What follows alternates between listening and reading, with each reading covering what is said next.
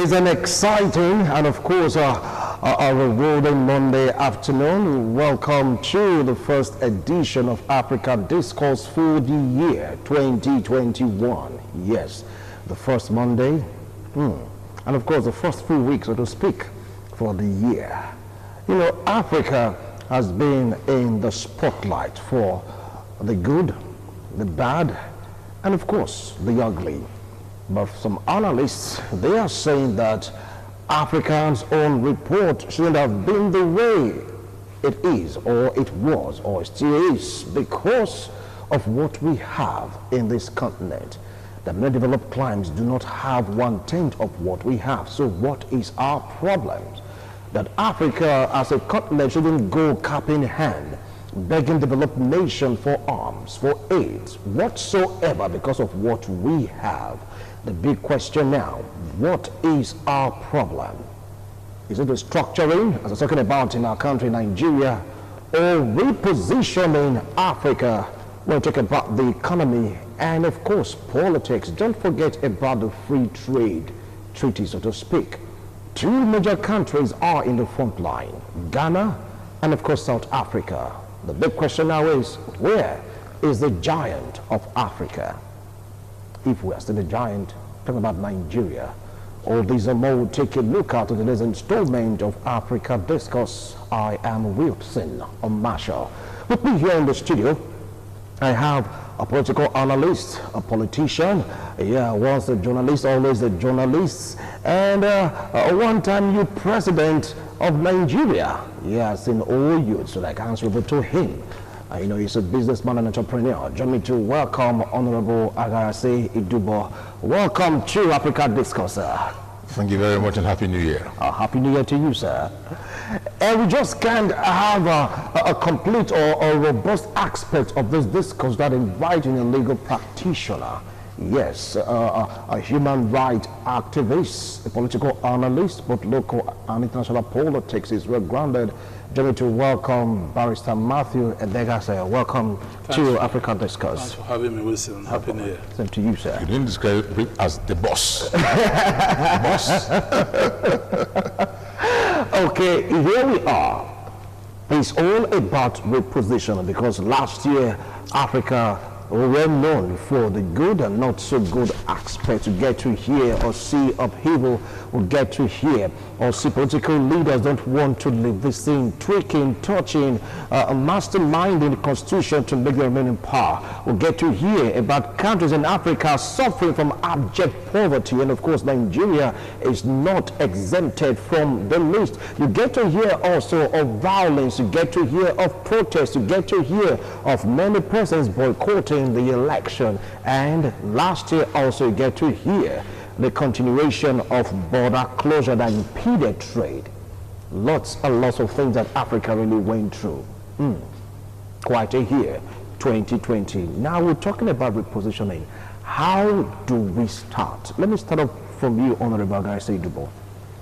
Let me quickly say this one. You said about Nigeria, and you described our countries in abject poverty. I'm not sure we're in abject poverty in Nigeria. Okay. Yeah, there are some countries in Africa that are totally in abject poverty. But I also agree with you that we are not where we should be. 2020 was a very difficult year for Africa and the world in general. The pandemic, which of course is yet to be conquered, created so much financial problem for Africa. Before even the pandemic, Africa was already financially epileptic, because most of the countries in Africa, talking about the sub-Saharan countries, have been very, very poor. But having said all of that, the poverty could have been created by the leadership structure of Africa. You mentioned in your introduction that most of the leaders in Africa, most of the African leaders are persons who shift goalposts after the game has started. And in that direction, they create a lot of tension everywhere, unrest everywhere, and such unrest, create poverty.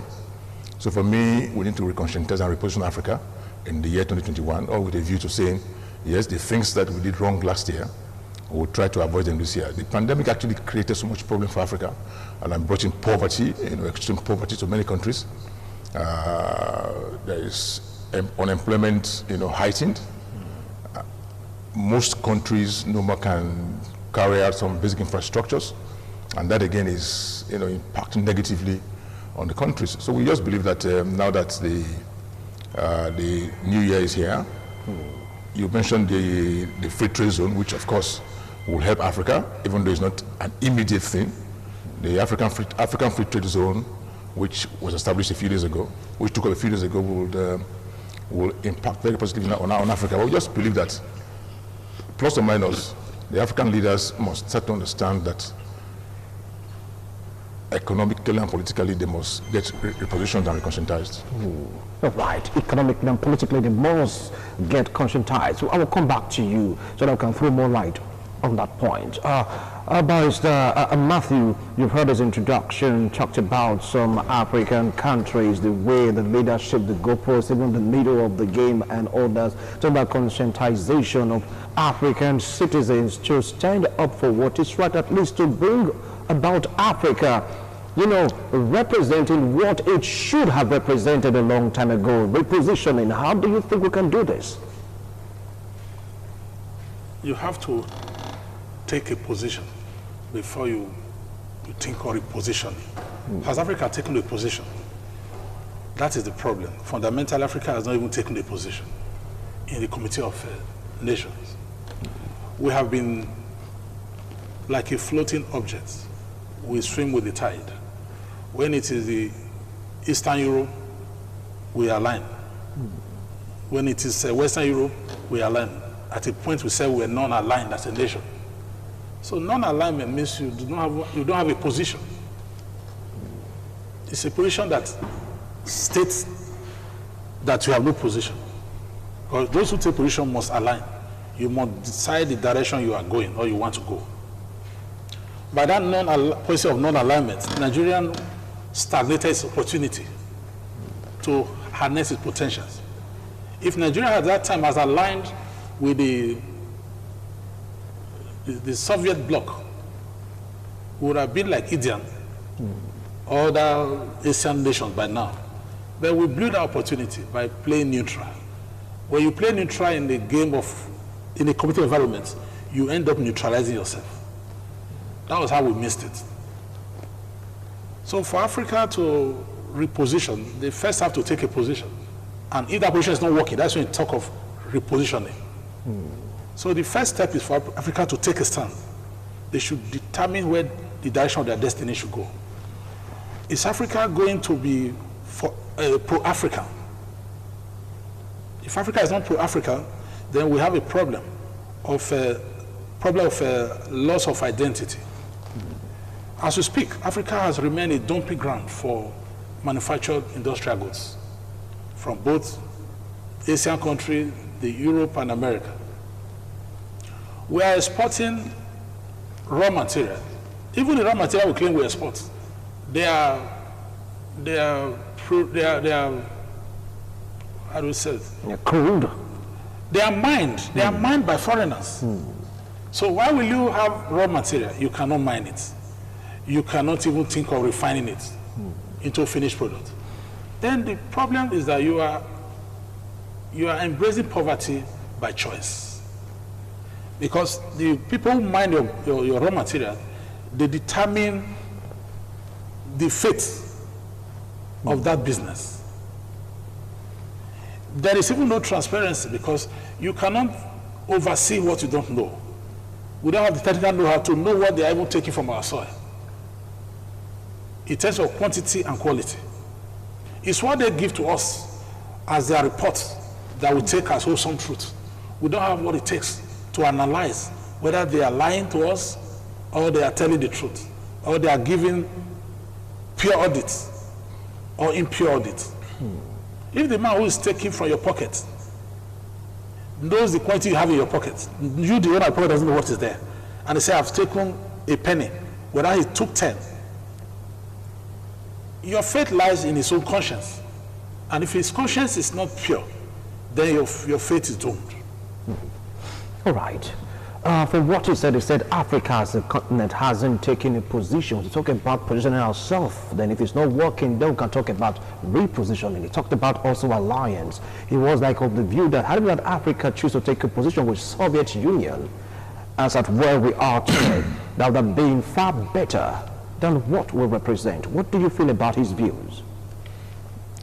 You know, I keep telling myself, I agree with him that we just keep drifting. We keep drifting. The American president, okay, president-elect, Biden is, in one of his speeches a few days ago, he said he's going to, one of his policy thrusts would be to support Africa. To support Africa, you know, wholesomely. I mean, in recent past, the American president didn't believe very much in Africa. But, yes, in taking a position, when you are a dependent continent, and we have remained dependent over time, like you said, I mean, we have not taken control of our resources. If a man determines how much you have, without you knowing how much you really have, then of course we're in trouble. So we have not, I agree with him that we need to be independent of these people. I mean, why would Africa, for instance, be indebted to the world to the tune of over $20 billion US?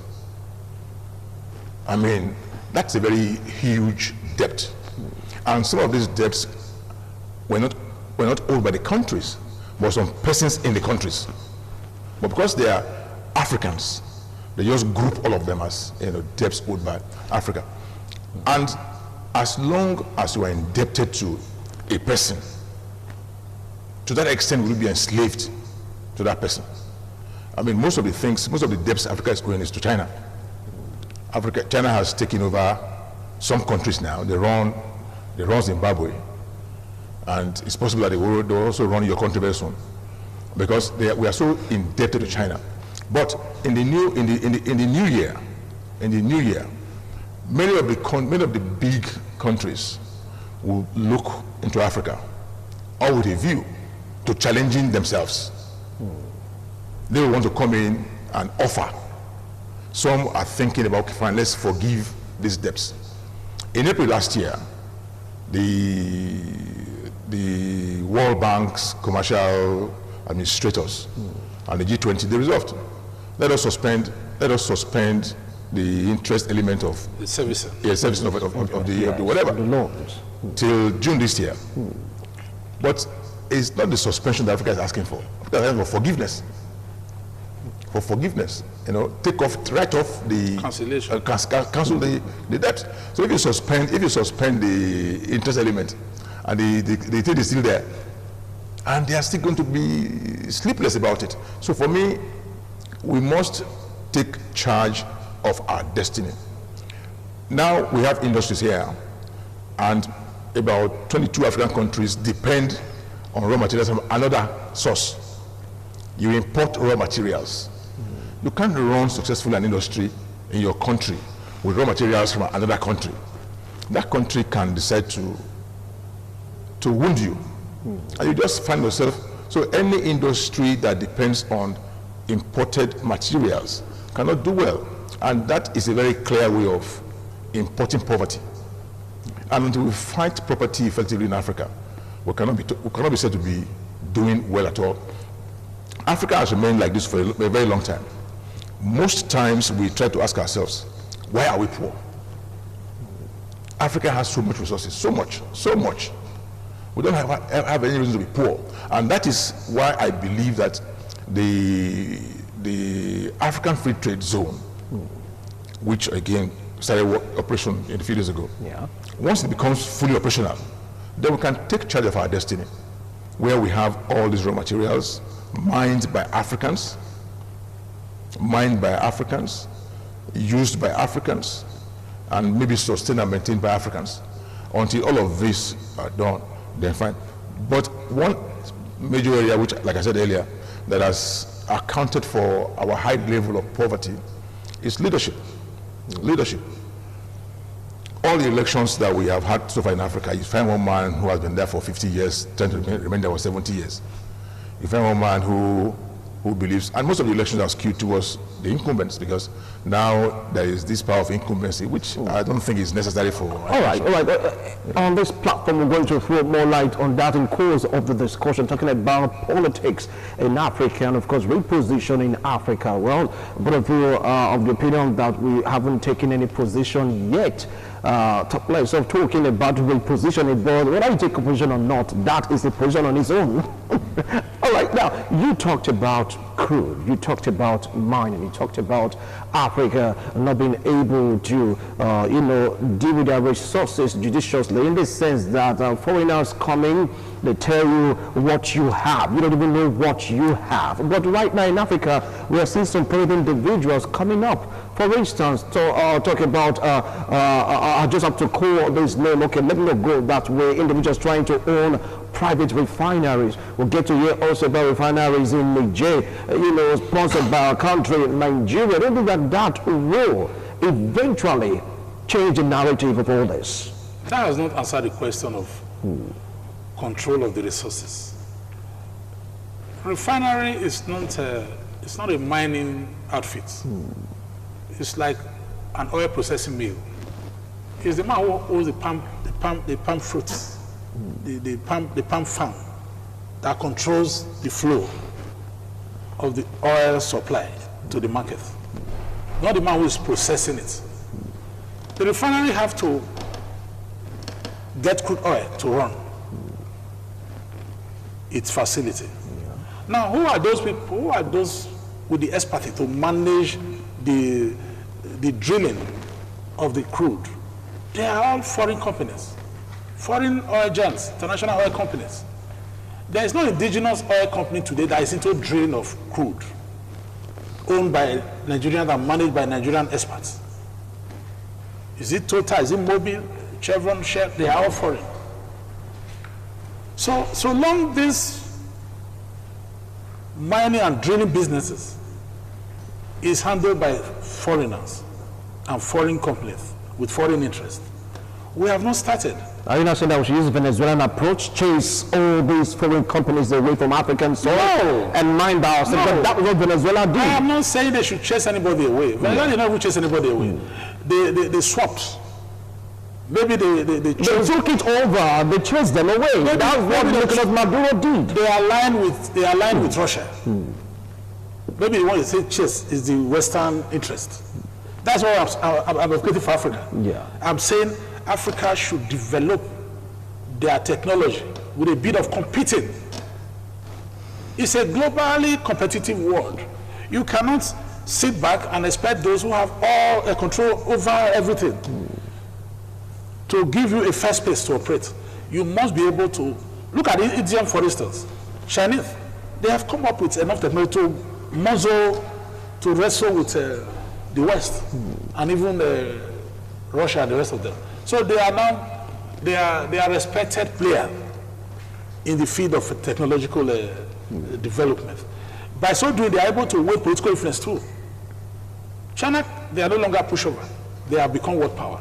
So without technological acquisition, Africa will not be able to compete globally.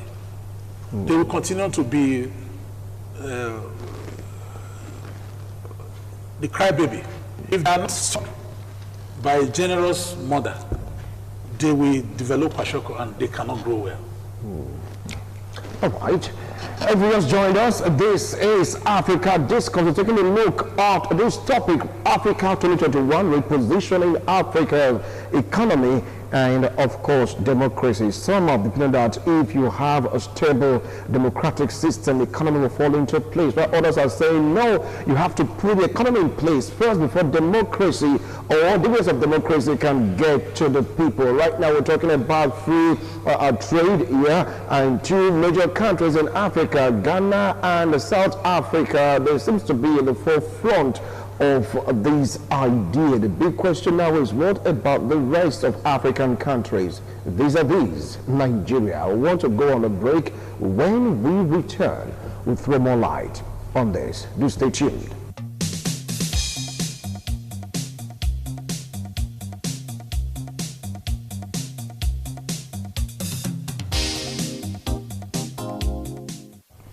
Thank you so much for staying tuned. It's all about repositioning Africa economically and, of course, our democracy. Africa 2021. Yes, 2020 was a year filled with so much hardship, according to some persons. Why some, very few of them, said, no, 2020 was a year of absolute ecstasy and enjoyment for very few. Anyway, Africa seems to be for the, how will I put it now, latter. Yeah, tough. And now we're talking about repositioning. From reports, 2 countries, yes, in Africa, already in the forefront of the free trade, concept. Ghana and South Africa. And Nigeria is yet to pull her weight in this ideology, or will I say in this concept. Honorable, how do you feel about this? Yeah, there is always a starter. There's always a beginner. There's always a convener. It's, those 2 countries have chosen to put that together. But as we speak, as at yesterday, 7 other countries have joined. Yeah. Nigeria will join in April. And by the time we join in April, we'll just come as big brothers. But I agree with you if we are a sleeping giant, Because most times, I just ask myself, with everything that we have in Nigeria, we don't even have any reason to be poor. We don't even have any reason to be poor. This country has been so blessed by God with human, material, and natural resources. Everything we have, everything. The only thing we don't have is leadership. I keep saying to people, when I was the president of Youth of Nigeria, I was in an African, youth conference in Tanzania, and they were just jealous in Nigeria, and somebody just said, Nigeria has everything, but God punished Nigeria with leadership, with bad leadership, and that shocked me. It shocked me. They were just hailing Nigeria. We have oil, we have this, we have that, we have X, Y, Z. One man just got up from the crowd. He said, well, it's true, Nigeria has everything, but God punished Nigeria with bad leadership. And it shocked me. And I sat back. Now, what year was this, sir? In 1993. 93? Yes. When I was president of Nigeria. And I looked at, I sat back. I said, but that is true. Because, even if you have no resources and you have good leadership, You create what? you can create. But if you have everything and you have bad leaders, they'll just finish everything. And, so for me, I think our prayer point this year for Nigeria and Africa is for God to give us the kind of leaders that can take us to a level of grace. Because most of our leaders are we keep talking like this every time. In the last 4, 5, 6 years now, people are saying, okay, Nigeria has not moved forward. We must move forward. We just must move forward by choice. And to move forward, we must get reconciliation. We must rethink Nigeria. Is it the Nigeria of our dream? If not, why are we here? Where do we want to go to? Until we tell ourselves, yes, we are here now, we are uncomfortable. We need to move to the next level. And until you agree to move, you must tell yourself that you want to move, that you are tired of this point. If you don't see you are tired of this point, you got to remain there. So I think Nigerians should be tired of bad leadership. And maybe that's what was going to be achieved by the NSAS. Maybe, until it was hijacked. Because it got to a point where we were not talking about leadership. Yes, we are tired of this kind of leadership. And if not for the fact that, so to speak, using the word it was hijacked, which I still quarrel about, because as a former leader of the Youth of Nigeria, I called the national president. I said, my friend, when people say it was hijacked by who? By old men? It's not the same youth that hijacked. Why didn't you say to yourself, okay, this is our position. These people, we don't know. Don't know. And you now decide to flow together. If at the time we were talking about being hijacked, and you took a position that, yes, we are here, these people, we don't know them, and you drive them away from infiltrating your ranks, because to the extent you accommodated them, we just believe that all of you are the same. So for me, the NSAS idea was to also straighten this country.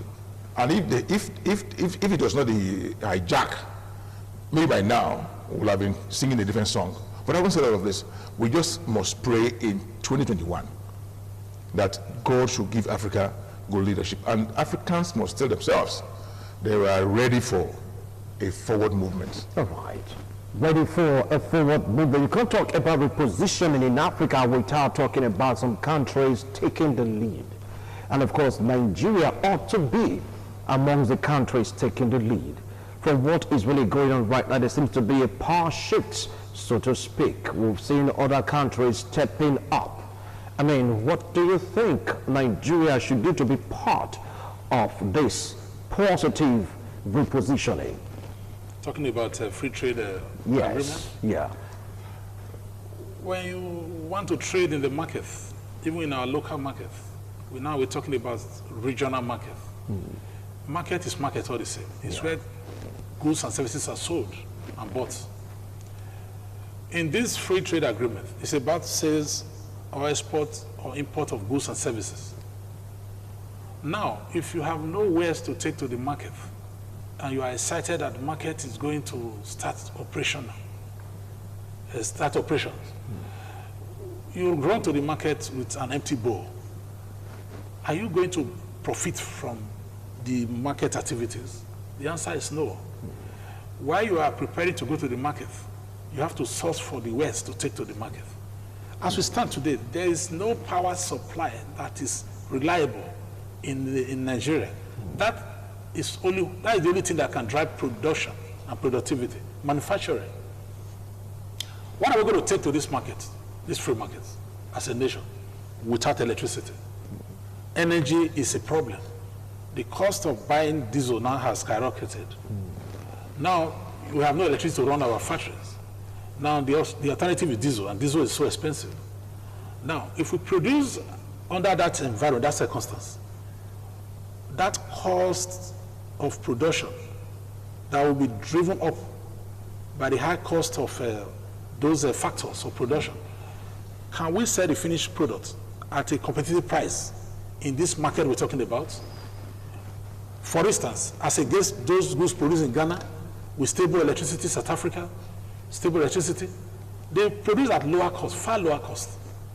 And you expect the Nigerian businessman who runs his factory with diesel at a very high cost and also had the misfortune or the predicament of transporting his goods through terrible roads in terrible states at a higher cost, as against those countries like Kenya and the rest that are taking their goods by rail, which reduces the cost of transporting their goods. So definitely all these are going to be built into the cost of the final product. Will you take a product of same quality, same standard to the market at a high cost? For instance, $20 per unit, as against same product, same quality of $5 per unit. Will you sell? You can't compete. So we are at a disadvantaged position, which we inflicted on ourselves as a nation. We refuse to develop our power sector.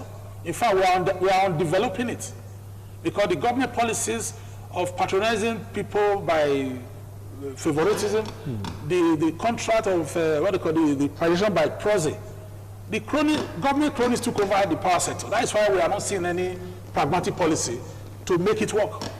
It's all about ripping Nigerians off. So unless these indices are put in place, we can't even compete in these new markets. Unless these indices vis-a-vis power is put in place, we just might not be able to compete in the market. Yes, it's been launched already, and it's all about repositioning Africa. Everything Africa, Africa technology, African economy. You produce and you use it to produce, and of course you have the right to also export. But where is Nigeria in all this? That is a big question on the lips of so many persons looking at this free trade idea that's just emanating from Africa, trying to reposition Africa. Right now, let's take a look at the politics which we delved into earlier on. Politics, for us to really get it right economically, we have to fix our politics. Do you think that by fixing it, the economy will fall into place? No, it's a corollary of each other. Yeah. If you don't have a stable polity, everything will be wrong. Everything will be wrong. Because if a system produces a president and the system is fought by, various, nobody will respect that system. Yeah. And there will be fights, there will be disagreement, there will be different kinds of protests here and there. And the man does not have legitimacy. The man who comes in through a fraudulent means, but he'll just be there, but deep down in his heart, he knows he doesn't have any legitimacy. So I just believe that when people produce, like my brother said, I mean, you get what you, I don't know what you use, you get what you whatever. If you tell yourself that you want to get X, Y, Z, and you don't know how to get it, and you just follow, I just believe that Nigerians must determine to get good leadership, and all of us must. It to be a project for all of us, because we have kept on talking about bad leadership, and all of us are involved. All of us are involved. And when you want to have an election, for instance, everyone is involved. The followers, bad followers, they breed bad leadership. And what if the followers can say, oh, okay, fine, we want to determine. I like to talk about young persons. I was addressing the youth of Nigeria at a conference where about 60-65% of the population of Nigeria, 65% of the population, and we have of the over 80 or 90 million registered voters, I'm sure about 50 million are young persons. And if we so choose to pick a president, the 50 million young people say we want to pick a president, and everybody will just go ahead and say, let us get together as young Nigerians and pick a president. But we have always allowed ourselves to be used as pawns on the chessboard. We just sit down, these men come, they use us as, they insult us and call us dogs, and use us to achieve very nocturnal, ambition and all that, and we just flow. So I just want to say to young persons, leadership, we have all of us agree that leadership is wrong in Nigeria. We all agree. To correct it, we must agree to say, next election, we must look at people, look at them, look at their antecedents. Can we trust these people? Even if the person is not a rich person, but if we put our power behind the person, then of course we can produce a leadership that will be acceptable to all of us. And we believe that this can take us to Canaan. Because we have remained in Egypt for too long. Let us go out of there and go to Canaan. But we must resolve amongst ourselves that we are tired of where we are now. And we must say the 60%, 65% of the population, which are young persons, must put their weight behind one of theirs. And so now we want to get a leadership that we trust and that we believe can deliver on promises. So I don't like to, I'm not a complainant, keep complaining. I mean, lawyers will say, yeah. We should stop complaining. We should move out of complaints and let us do something. Because every year we complain and we are not addressing the issues. So let us now address the issues and let us resolve to stick fine. From now on, if we want to vote for Wilson, all of us must agree and look at Wilson. Can Wilson deliver? Has he any record that we can rely on? Record of performance, record of whatever. To say, okay, fine. Because we know Wilson, he can deliver. And if Wilson has no person to talk about him in clear light, then of course we just ask him to please, we won't support you. But young persons have, okay, I won't say we now because I'm no more in that bracket. I'm no more in that bracket. You can also be in that bracket, you're not going to be in that bracket, no, but the thing is that your input as one-time president of the yes. They say one-time president, always a president. That's why I will not say we. The we does not include me now. but so for me, basically, I think the young persons must take charge of leadership. Okay. And let me say this to you. I was talking about, say, young person must take over governance. If you buy a new car, and you bring a driver that doesn't know how to drive, Tragedy. it will crash. It will crash. So these young persons, let's get them involved in governance. Okay. Let them start to understand what governance is. You cannot just, because you want young persons, just go and bring inexperienced persons to run a place. They'll just run the ground. All right. Now, if you take a look at Africa, from what you said about Nigeria, that leadership seems to be a problem. Take a look at Africa as a continent. This seems to be the problem of many African countries. If you take a look at Cameroon, we have a man that's been there for over 3 decades, all right? We take a look at also Ivory Coast. The Constitution was tinkered with to make Ouattara remain in power. If you go back, They rewrote it. good. So that's what think of the Constitution. If you take a look at Guinea also, Mugabe was doing it till that. because until he was shown the exit door by Mnangagwa. Yeah, you see, it's like a recurrent. How will I put it now?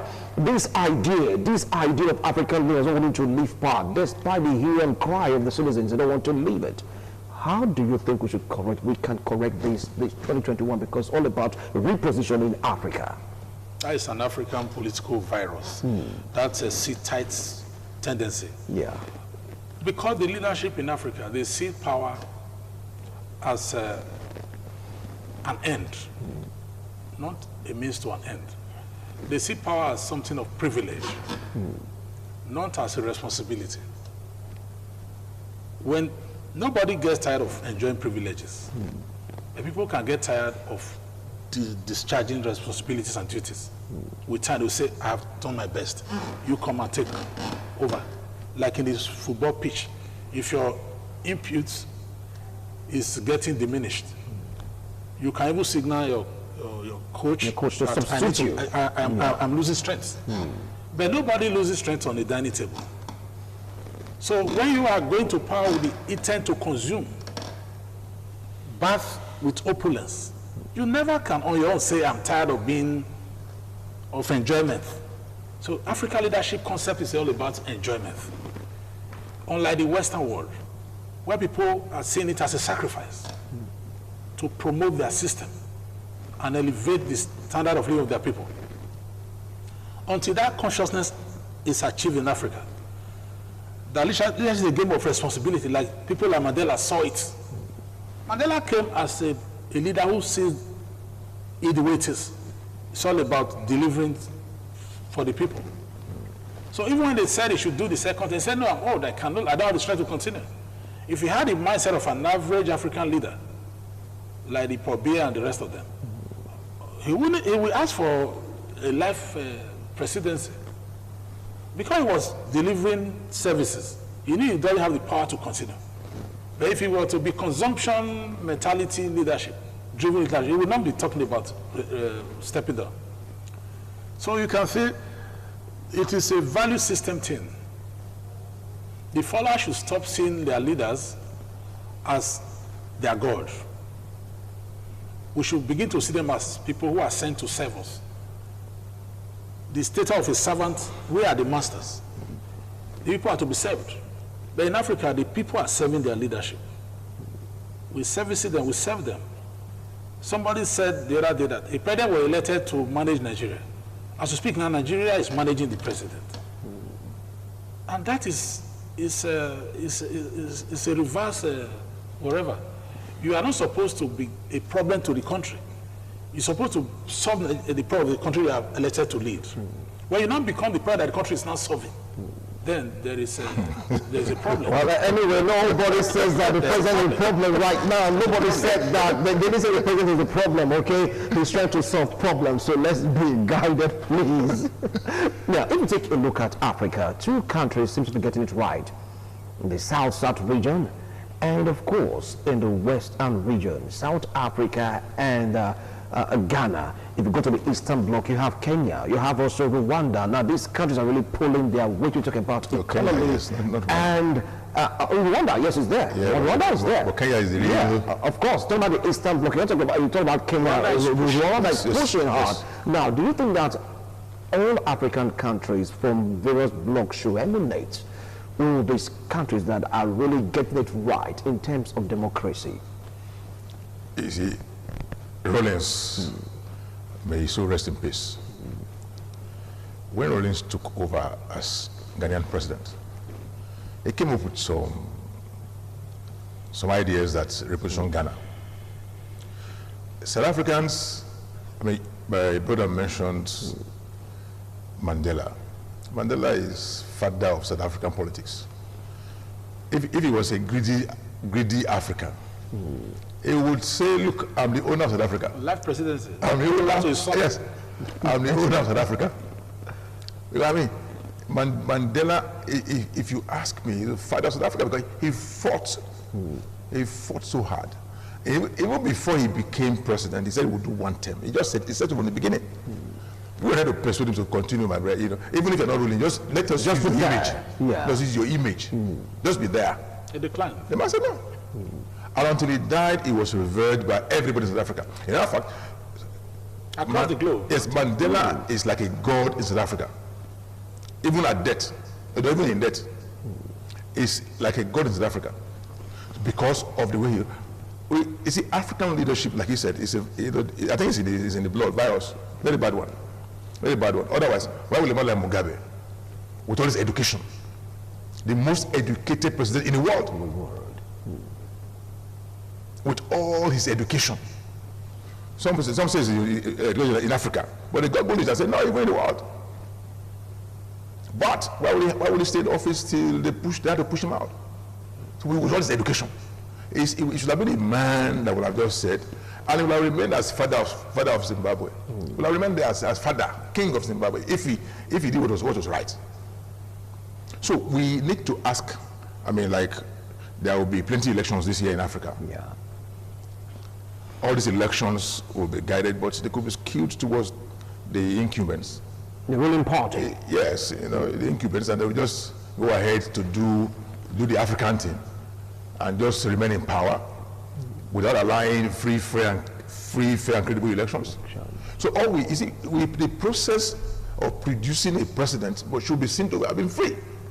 And once it's not free, there will be so much no credibility. So I just believe that in 2021, the African leadership should be such that they will be respected by. You see, these countries, even though we have another virus in America, but these countries know when elections are fair. These support countries. They know. Yeah. They know that this election, yes, that's produced aggressive, but Aggressive is not a product of fair election. They know, and they will be dealing with me like, you know, at the back of their mind, that this man, you are not the man who should be there. So for me, Africans must sit down and let us start to reposition Africa. Africa is a rich continent. Look, you talk about South Africa. South Africa is ruled by South Africans. Those whites there are South Africans. They're not foreigners. Yeah. They're South Africans. When they gain independence, the whites that chose to remain were not driven away. South Africa has a population of 48 million. And about 4 million are whites. Less than 4 million are whites. And they were taking charge until the president Mandela came. And Mandela said, fine, you whites, you do well, but whites CEO, but blacks must be deputy CEO. CEO, to create a balance. Yes, the first position, white. Second and third, blacks. So there'll be tutelage. They Yes, can groom them yes, they will be growing. to learn the ropes. So he did that until he left. So very honestly, I just believe that African countries, Ghana is doing well. Ghana has stabilized their economy. Those days, Ghana must go. Now it's Nigeria must go. If you go to, now they pursue Nigerians from Ghana. I mean, we've heard that over time. Even in South Africa. Yes, they are pursuing Nigerians Nigerians. all over the place. Yes, so they think that that's what Trump was trying to do. That you Africans, you know, I mean, use one kind of crazy word. Put your homes. Stop. You go and street it. I mean, go and put your. Fix your homes. People thought that was crazy, but it was true. It's sensitive. You go and face. If you cannot fix your country, Yes. don't come here. Go and stay and fix your country. So, and I agree with that. Every one of us must fix our country. Why would we have capital flight? You do medical tourism. You leave Nigeria and you go and take treatment in another country. You take all the money there. And these are persons who can fix their own medical things here. So these are issues that until they ban, I mean, China, for instance, for about 35 years, they closed their doors to the entire world and said you must buy China. Everything was China. What makes you a world power? Is the population. So these are things. Nigeria, like as somebody was saying, that we shall be 400 million in 2050.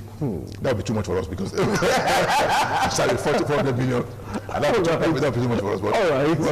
Okay. Now, you raised that point about China. Even Japan also did the same. After going out to learn, they came back, lock up their borders, and are able to become creative and look at Japan, look at China today. Do you think that Africa should do the same? If they must do the same, who do you think should lead Africa? Because Gaddafi had this idea of one Africa. But it's like right now, according to what some persons are of the opinion that there is no leadership in Africa. We can get a country, someone that can say, look, let me be there at the heads of affairs in Africa to really push Africa to that great place of repositioning to make it an El Dorado. Which country do you think should be saddled with responsibility? Gaddafi was nursing an imperialist ambition. That is not for Africa good. Africa is not a nation. Africa is a continent of nations, of divergent people, of different backgrounds. Now, we begin to make the mistake again and again of falling into the trap of the imperialist world. They want to see Africa as, they treat Africa as a country, instead of treating Africa as a continent. We don't, in China, in Asia, you have China, you have India, you have other nations. They have never used the word, Asia. The policy, China policy, that's what they say. Policy on India. When they come to Africa, they want to lump up together and treat us as infants. But do you think that we are better than that is the problem. That is the problem. Because someone needs to lead. There are some great nations that can emerge from Africa. It's not about the size. It's about the vision. Rwanda is doing something tangible. Rwanda could be an industrialized nation in Africa. How big is Japan? How big are some European countries? France. It's not about the size. Africa is so big. It's too big to be treated as one unit. In terms of international relations, they say African policy on Africa. It's an insult. It should be policy on Nigeria, policy on Ghana. They should deal with all African nations as equal partners. Sovereign nations. Yes, sovereign nations. Sovereign nations.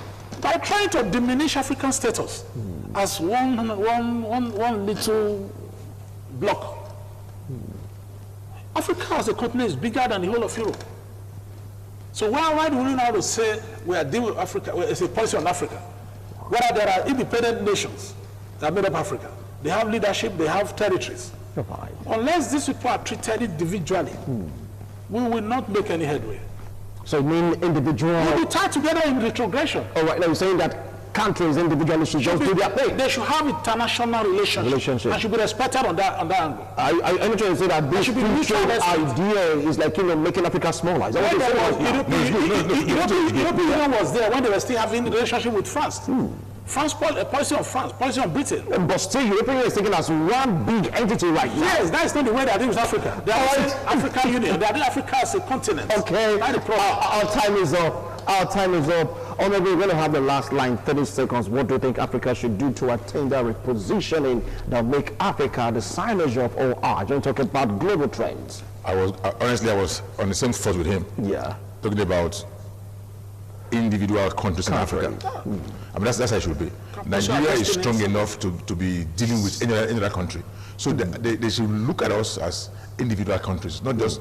But again, if we have 53 or 54 countries in Africa, yeah. and 48 are poor, then of course that's why they are lumping over together. All right, that's it. That's it on Africa. They have it all in the poverty of Africa. But they are lumping the system. Out of 56 are poor. Thank you so much, gentlemen. Well, the free trade idea is all about repositioning Africa to make Africa tick, to make Africa that singular continent that the world will look up to. Is it going to work? We keep watching. 2 countries right now that are 7 more that joined. Nigeria is going to join in April. Let's see how this will go. It'll work. Bye for now. Thank you. In the United States, you have